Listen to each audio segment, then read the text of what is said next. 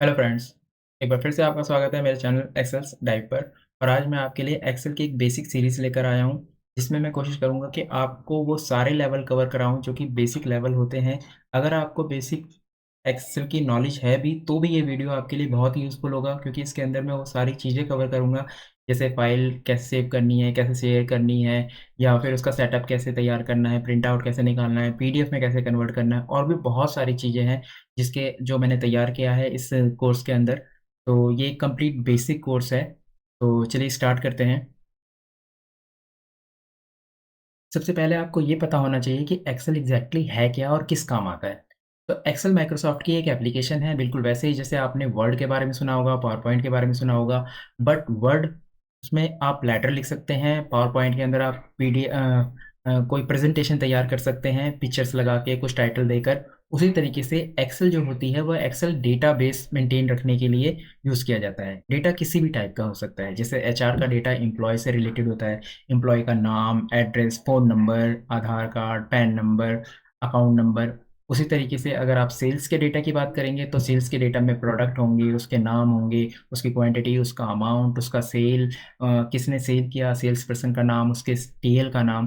तो इस तरीके से आप एक्सेल के अंदर डेटा मेंटेन कर सकते हैं। इवन आप पर्सनल डेटा भी मेंटेन कर सकते हैं, जैसे कि आपने कैश कितना खर्च किया, या फिर आप क्रेडिट कार्ड की डिटेल रख सकते हैं अपने, और अकाउंट की डिटेल रख सकते हैं। खुद मेंटेन करके आप एक्सेल के अंदर अपना जो भी खर्चा है वो तैयार कर सकते हैं।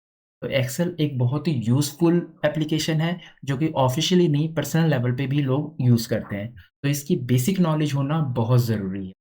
तो सबसे पहले एक्सेल आप कैसे एक लैपटॉप में ओपन करेंगे? अगर आपके लैपटॉप के अंदर माइक्रोसॉफ्ट ऑफ़िस इंस्टॉल है, तो आपको एक्सेल, वर्ड, पावर पॉइंट, बहुत सारी एप्लीकेशन होती हैं माइक्रोसॉफ्ट की, जो कि आपको पैकेज में मिलती हैं।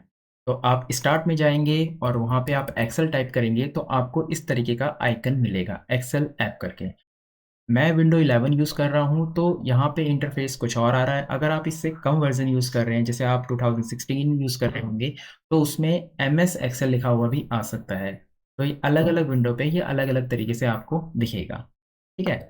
जब आप इसे ओपन करेंगे, इसके ऊपर क्लिक करेंगे, तो इस तरीके से ये फ़ाइल ओपन होती है, जिसे वर्कबुक कहते हैं। ये बिल्कुल ब्लैंक है, इसको कहीं भी सेव नहीं किया हुआ। ठीक है?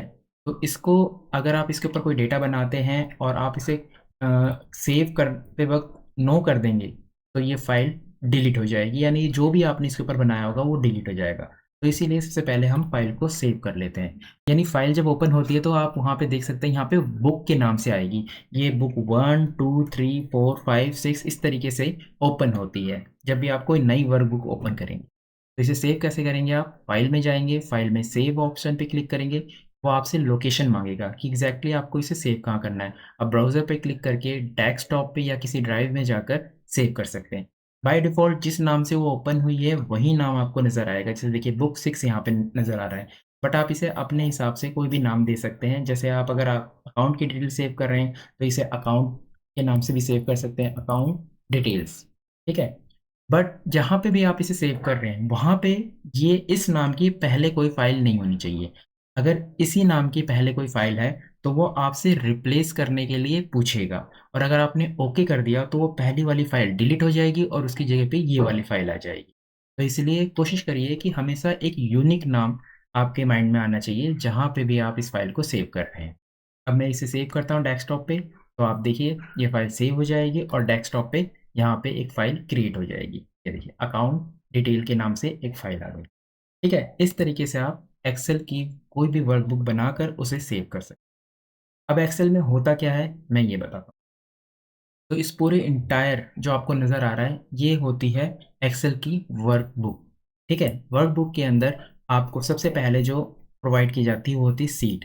ये शीट है, शीट 1, 2 इस तरीके से यहाँ पे ये प्लस का आइकन है, और आप इसके अंदर और शीट क्रिएट कर सकते हैं। अब जैसे-जैसे क्रिएट करते जाएँगे, वो शीट 1, 2, 3 करके शीट क्रिएट होती रहेगी, और साथ में आप इसका नाम भी चेंज कर सकते हैं, उसके ऊपर डबल क्लिक करके, ठीक है? फिलहाल सिलेक्शन से रिलेटेड में आपको ये टॉपिक है, तो मैं आपको अभी इसके बारे में नहीं, नेक्स्ट वीडियो में बताऊँगा। फिलहाल आप ये देखिए कि एक्सेल के अंदर और क्या चीज़ें होती हैं। एक्सेल में आपको ये जो ए, बी, सी, डी दिए हुए हैं, इनको हम कॉलम कहते हैं, ठीक है? ये पूरा का पूरा जो एंटायर ये आपको सिलेक्शन में दिख रहा है, ये कॉलम है। उसी तरीके से जो 1 2 3 4 दिए होते हैं, इसे रो कहते हैं। ठीक है? ये पूरी की पूरी जो सिलेक्ट हो रही है, ये रो है। और इन दोनों के कॉम्बिनेशन से जो सेल है, जो भी यानी इन दोनों का कॉम्बिनेशन होता है, उसे सेल कहते हैं। जैसे कि ये कॉलम सी है और ये रो 4 है, इन दोनों का जो यहाँ पे ये क्रॉस हो रहा है, इसको सेल कहते हैं और इसका नाम इन दोनों को मिला के बनता है, यानी कॉलम सी और रो 4 यानी C4 आपका सेल नेम है। अगर मैं यहाँ पे क्लिक करूँ तो ये F और 8, तो ये हो जाएगा F8 इसका सेल नेम। तो इसमें क्या होता है, एक्सेल की वर्कबुक होती है, कॉलम्स होते हैं, रो होती है, सेल होती है, सीट होती है और शीट टैब। शीट टैब क्या होता है कि जैसे कि यहाँ पे 30 सीट आपने क्रिएट कर दी, तो आपको 29वीं सीट पे जाना है या 28वीं सीट पे जाना है, तो या तो आप इसे वन बाय वन एक-एक के ऊपर क्लिक करते हुए जाएँगे या फिर आप इसके ऊपर यहाँ पे राइट क्लिक करेंगे तो यहाँ पे ये विंडो एक्टिवेट करके ओपन होती है जिसमें सारी शीट मेंशन होगी और जिस भी शीट पे जाके आप डबल क्लिक करेंगे आप ऑटोमैटिकली उस सीट पे पहुँच जाएँगे। तो ये शीट टैब होता है, ठीक है? और वर्कबुक मैंने आपको बता ही दिया कि ये पूरी की पूरी जो शीट आपके सामने ये दिख रही है, ये वर्कबुक होती है। इसका नाम यहाँ पे आपको दिखेगा, वर्कबुक का नाम। शीट का नेम आपको यहाँ पे दिखता है, वर्कबुक का नेम आपको यहाँ पे दिखता है। तो इस तरीके से एक वर्कबुक तैयार होती है एक्सेल की। अब बेसिक सिलेक्शन, सबसे पहला टॉपिक जो मैंने आपके लिए तैयार किया है, वो है बेसिक सिलेक्शन। आपके पास कोई टेबल आती है, कोई शीट आती है, तो आप उसको सिलेक्ट कैसे करेंगे अपने काम के लिए यूज़ करने के लिए। तो जब आप वन बाय वन इस पे क्लिक करते हैं, तो ये होता है सेल का सिलेक्शन। मतलब इसको कहते हैं सेल सिलेक्शन। आप सेल को सिलेक्ट कर रहे हैं, ठीक है? वन बाय वन जहाँ पे भी आप क्लिक कर रहे हैं और इसका नाम आपको यहाँ पे दिख जाएगा कि सेल का नाम क्या है। तो ये D14 यानी D14 इस सेल का नाम है, रो और कॉलम के कॉम्बिनेशन से। इसी तरीके से ये D12 यानी D12 इसका सेल नेम है, ठीक है? तो ये हो गया सेल सिलेक्शन। उसके बाद आप इसमें आता है कि अगर आपको अलग-अलग सेल सिलेक्ट करनी हो, स्टोर करनी हो, जैसे कि ये तो मैं क्लिक करके आगे बढ़ जा रहा हूँ, ठीक है?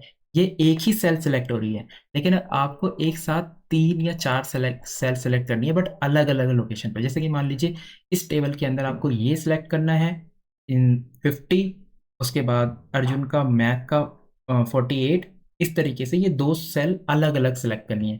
तो इस कंडीशन में आप कैसे सिलेक्ट करेंगे? इस कंडीशन में आप कंट्रोल को प्रेस रखिए और जहाँ पे भी जो भी सेल आपको सिलेक्ट करनी है उसके ऊपर क्लिक करिए। जैसे मैंने पहले 50 पे क्लिक किया, फिर क्या कंट्रोल को प्रेस किया और यहाँ पे क्लिक किया तो ये दोनों सेल सिलेक्ट हो गई।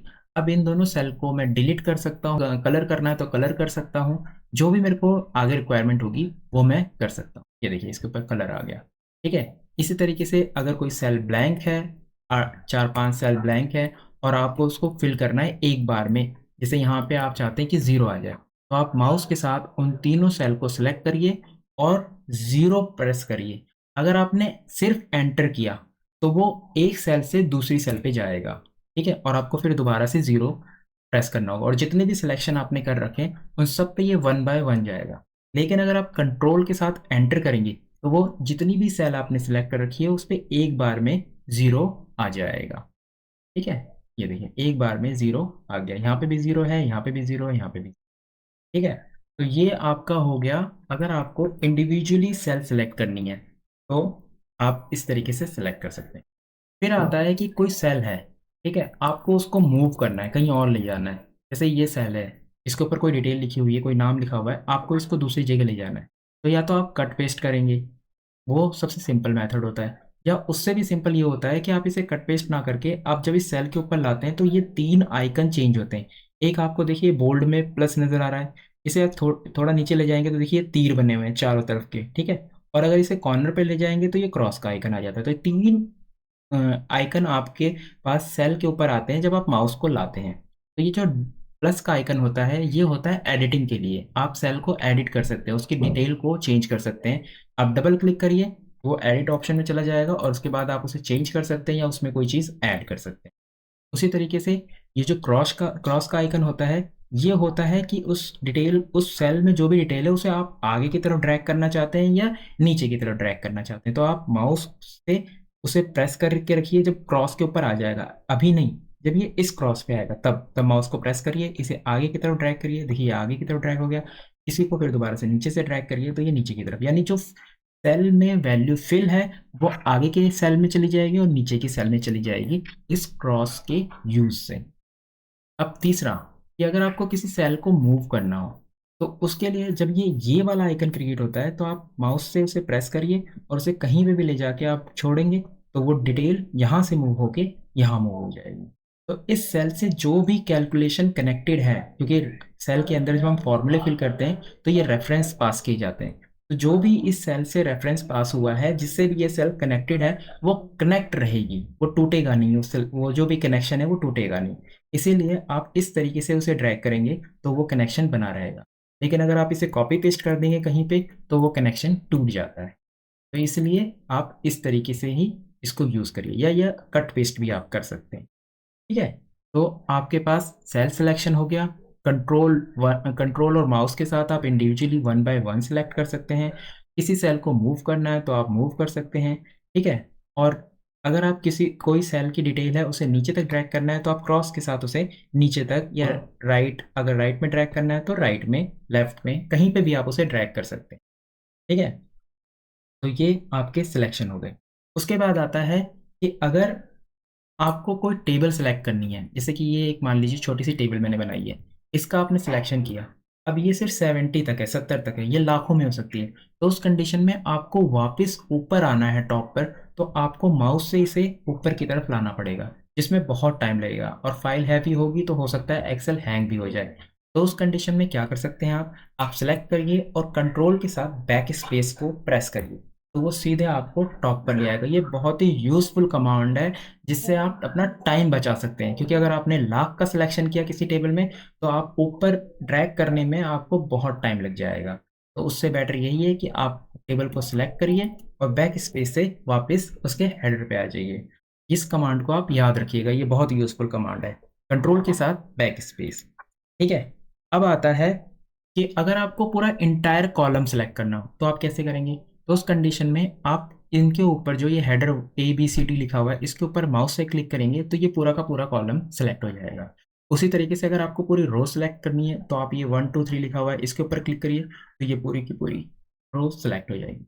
बट अगर आप माउस का यूज़ नहीं करना चाहते और आप चाहते हैं कि किसी शॉर्ट कमांड से ही सिलेक्ट हो जाए, तो उसके लिए आपको क्या करना होगा, आप कंट्रोल के साथ स्पेस बार प्रेस करिए तो ये पूरा कॉलम सेलेक्ट हो जाएगा।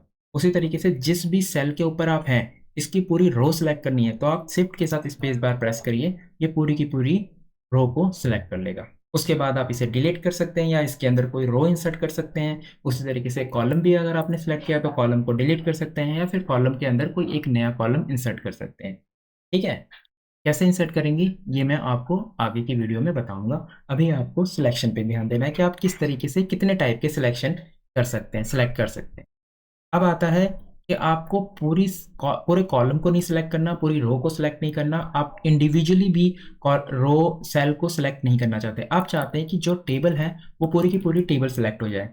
तो उस कंडीशन में आपको कंट्रोल A प्रेस करना है बस, और वो पूरी की पूरी टेबल जहां तक कनेक्टिविटी होगी वहां तक सिलेक्ट हो जाएगी। अब कनेक्टिविटी क्या होती है, कनेक्टिविटी का मतलब है कि जैसे मान लीजिए ये टेबल है और इसके आगे एक कॉलम बिल्कुल ब्लैंक है और यहाँ पे एक डिटेल और डली हुई है। अब अगर आप कंट्रोल A करेंगे तो ये इसको सिलेक्ट नहीं करेगा, क्यों, क्योंकि इसकी कनेक्टिविटी टूटी हुई है, यहाँ पे ये ब्लैंक है। लेकिन अगर यहीं बीच में अगर आप कोई वैल्यू पुट कर देते हैं और फिर आप इसे सिलेक्ट करते हैं तो ये कनेक्टिविटी इसके साथ जुड़ गई है, यानी ये कंटिन्यू फील हो रही है।